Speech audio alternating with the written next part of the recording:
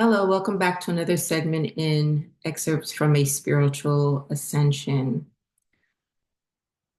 So, as I've mentioned in several videos, I have courses online in Udemy, and one is on how to become a spiritual alchemist, and the other is also on spiritual ascension, the whole process. And it's kind of weird that I did that one midway through my ascension process. And when I look back at it now, I'm like, oh my goodness, like I already kind of had understood what I was about to continue to go through, even though I didn't, in reality, I hadn't experienced it yet. So it's really helpful if you are going through a spiritual ascension. Um, so the topic for today is, if I can say it right, I always mess this up. Anima Mundi. It's a Latin word meaning the soul of the world. So I know one of the hardest things for me is when I come across someone who is new to spirituality or trying to find their way. Maybe they just had an awakening, went through a dark night of the soul, whatever. Um, Trying to help them to understand. Also, if they say to me, like, what do you do? And I say, well, I'm a spiritual teacher. And like, well, what does that mean? And trying to help people to understand that the reality that we see in our everyday 3D is not the true reality. um, One of the points that I make in my course is that we feel like we're living in this matrix, right? That we're being somehow controlled or whatever. But but the true reality is that this universe that we are within, this soul of the world or the soul of the universe, there had to be a maker of that, right? It didn't just happen because it's so synchronistic, right?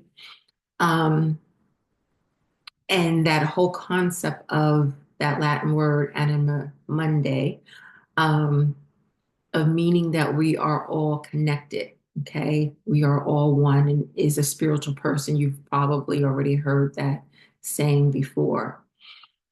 What I find interesting is that on your journey, you're going to notice that people come into your life for reasons, for seasons, and this is, how that saying goes, but it means so much more during your ascension process.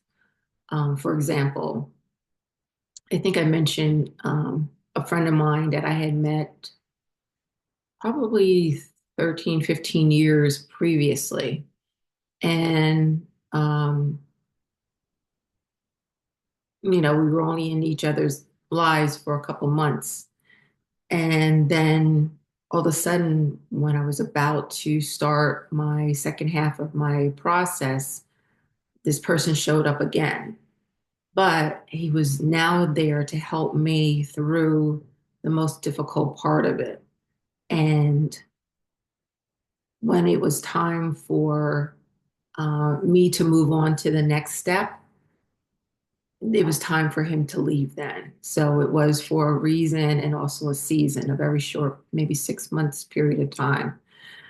And how the universe collaborates all of us to be there. Like our souls are all connected in some way. We're all one, that we can't look at ourselves as really individuals.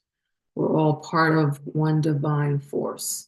And therefore, so that when we need someone or someone needs us, especially during our ascension process, they're there. Okay. And that's something that you probably heard the word of soul contracts.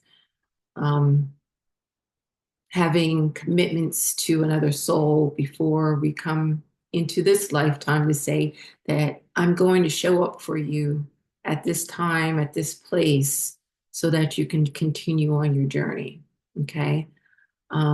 There's so much more I want to tell you guys, and I love talking about this. And, you know, I had done, I had finished this course halfway through my process.